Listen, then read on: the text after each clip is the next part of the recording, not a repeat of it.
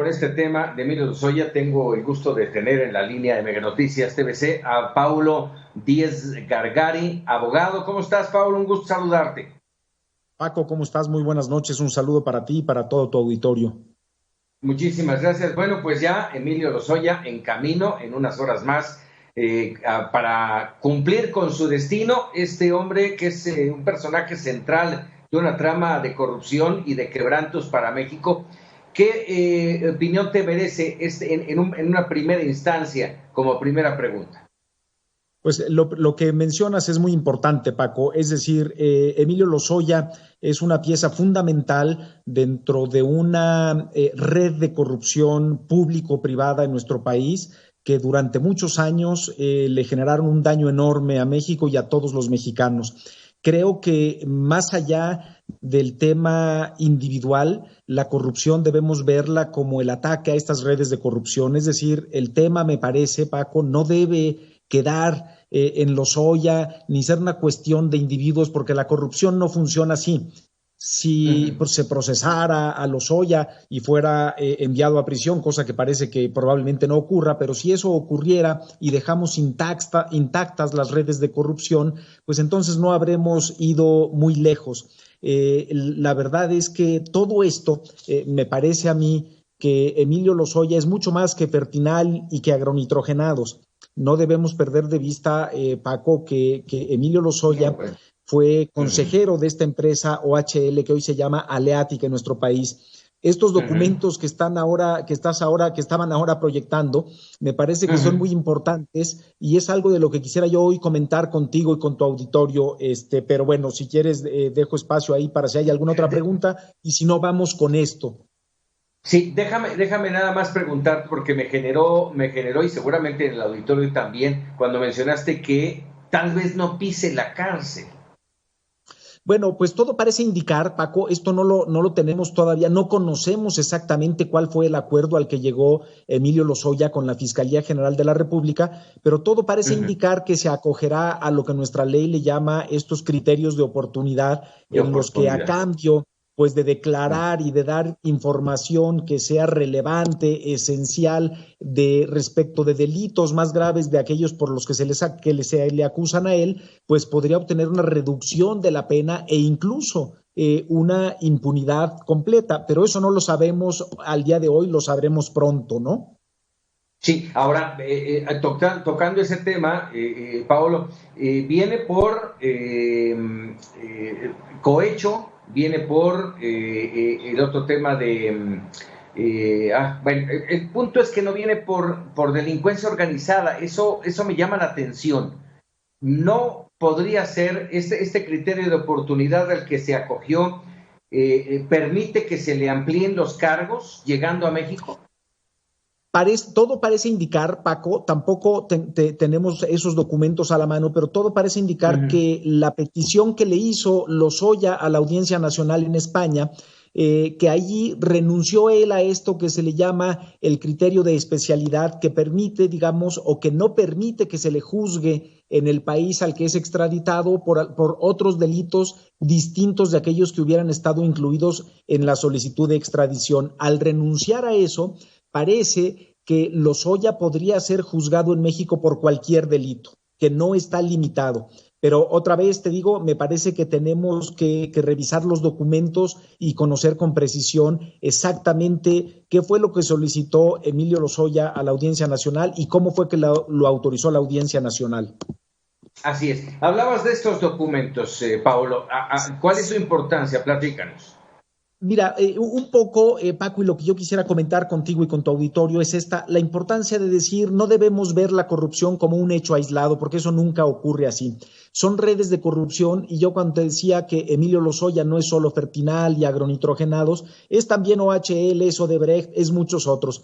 Y uno diría, oye, ¿qué tiene que ver Odebrecht con OHL, con Lozoya Todos y con conectan. Enrique Peña Nieto? Pues claro, todo conecta. Sobre todo, recordemos que Emilio Lozoya jugó un papel fundamental en la elección presidencial del 2012 y después en los primeros años de la administración del presidente Peña Nieto. Había una foto que acaban de mostrar ahí, Paco, no sé si la podamos poner, porque esa foto es muy ilustrativa. Aparecen ahí Emilio Lozoya, Enrique Peña Nieto y Luciano, No, se me va el nombre. no, Perdón. a ver, a ver si lo podemos poner de nuevo. Sí, son Bueno, los si tres no, personajes que Emilio Lozoya revela Luciano, como Luciano, parte fundamental. Luciano, exacto, Luciano Coutinho, Enrique Peña Nieto, esa. Y el que Pedro está, Joaquín, digamos, pues no. viendo la pantalla de frente, el que está a la izquierda es Luciano Coutinho, que es el presidente del Banco de Desarrollo de Brasil, Okay. el principal financiador de los proyectos de Odebrecht, Enrique Peña Nieto, candidato a la presidencia, y Emilio Lozoya, parte ya de la campaña de Peña Nieto, pero seguía siendo consejero de OHL. Y uno dice, bueno, pero ¿qué demonios tenían que estar hablando ahí? Esto es enero del 2012, no debemos perderlo de vista.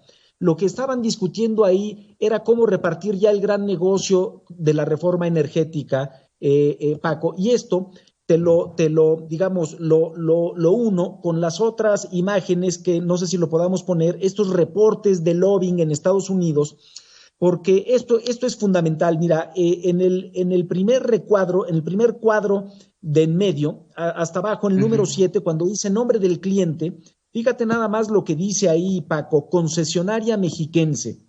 La concesionaria mexiquense es una empresa de propósito específico que es la titular de la concesión para la construcción, operación y mantenimiento del circuito exterior mexiquense, esta autopista de jurisdicción estatal en el Estado de México, que fue la mina de oro de OHL durante muchísimos años, y que fue de ahí de donde financió al Partido Popular en España, de donde financió todas sus pérdidas.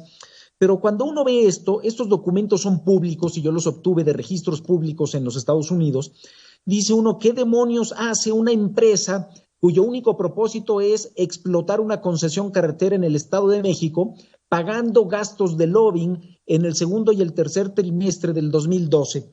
Bueno, pues la respuesta es muy sencilla, Paco. Eso tenía que ver justamente con el proyecto Ramones. Tú recordarás que en aquel entonces, en el Congreso de los Estados Unidos, se estaba negociando esta cosa que se llamaba el Transboundary Agreement, el acuerdo transfronterizo, que justamente preveía la instalación de un gasoducto que cruzaría la frontera, que es el proyecto de Ramones. Ese proyecto, Paco, fue finalmente adjudicado en favor de IEnova, una empresa cuyo presidente es Carlos Ruiz Sacristán, que era también consejero de OHL, compañero de Emilio Lozoya, y a la cual se le adjudicó la construcción de Ramones, pero además, increíblemente, a quien le dieron la obra de supervisión de ese gasoducto fue a OHL, una empresa que nunca había hecho absolutamente nada, Paco, que tuviera que ver con gas o con petróleo, y que sin embargo en el 2013-14 creó una nueva división a nivel mundial que le llamó pomposamente Oil and Gas, y que después tuvo que cerrar,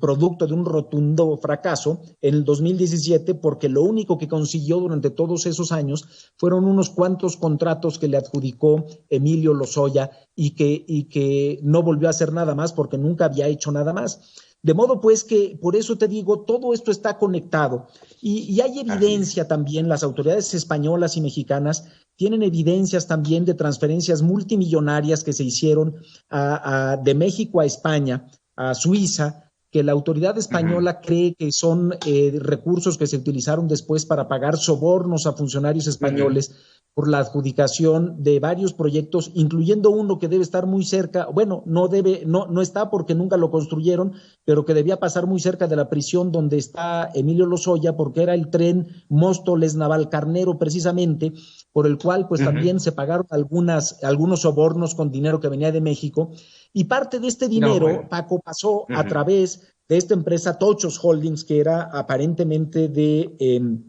Emilio Lozoya, y de ahí fueron a dar luego a otras empresas que eran propiedad de Javier López Madrid, el yerno de Villarmir, de Juan Miguel Villarmir, que es el accionista de control de OHL. Como bien dices, todo se conecta y es una enorme, enorme trama y una enorme red de corrupción, no solamente en México, sino a nivel internacional, y no dejemos de lado el tema de Odebrecht. A ver, Pablo, el punto aquí tal vez más importante, el que no debemos de tener cierta certeza, es cuál negociación, cómo se dio la negociación entre Emilio Lozoya y la autoridad mexicana, cómo se llegó a ese criterio de oportunidad, a que llegue Lozoya en calidad de detenido colaborador, ¿sí? Que haya la posibilidad de que no llegue a prisión, y esto abre la pregunta: ¿cuántos podrán caer y cuántos no tocarán de toda esta trama? Pues eso me parece, Paco, que lo vamos a conocer muy pronto. Ojalá que haya sido una buena negociación desde el punto de vista de las autoridades de Procuración de Justicia en nuestro país, porque te reitero, me parece que tenemos una gran oportunidad que no deberíamos desaprovechar como país, sobre todo porque hay otro tema que muy rápidamente toco aquí, Paco, que es quizá un tema que que agrava todavía más la afectación que genera la corrupción, esta que yo le llamo la corrupción colusoria o la gran corrupción público-privada, y que tiene que ver con la vinculación entre los recursos que ilegalmente se obtienen de estos hechos de corrupción con el financiamiento ilegal de campañas políticas. Emilio Lozoya jugó un papel fundamental cuando era consejero de OHL y parte de la campaña de Peña Nieto, en el financiamiento de la campaña para gobernador de Erubiel Ávila, Paco, y después en la campaña presidencial del 2012. En esos años, en el 2011, se realizaron pagos multimillonarios, supuestamente por liberación del derecho de vía en el circuito exterior mexiquense, cuando esa vía estaba ya totalmente construida, y recursos que muy probablemente fueron a dar a estas dos campañas.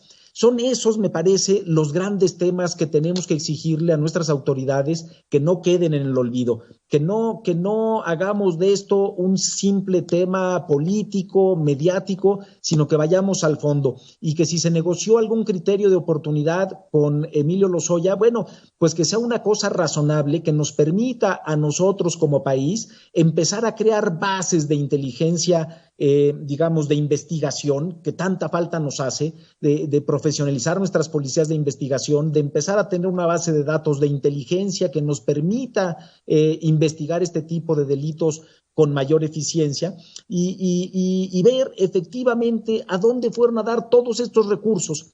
Ahí está, te digo, la campaña del 2011 y del 2012, y en esos años también, pues todas las ocasiones en las que o se le modificaron concesiones a estos señores de Aleática, que antes llamaban OHL, o se le dieron nuevas concesiones, como la Atizapán-Atlacomulco y como algunas otras, ¿no? Es decir, estas cosas que con mucha claridad pueden corresponder a pagos de favores previamente recibidos, ¿no? Así es. Mucho que platicar contigo, Paolo. De antemano te agradezco que nos hayas regalado unos minutos y por supuesto te pediré en otras oportunidades volver a platicar contigo. Pues te agradezco mucho la invitación y estoy a la orden. Pablo, muchísimas gracias. Un abrazo. Hasta luego, Paco. Estamos platicando con Pablo Díez Gargari.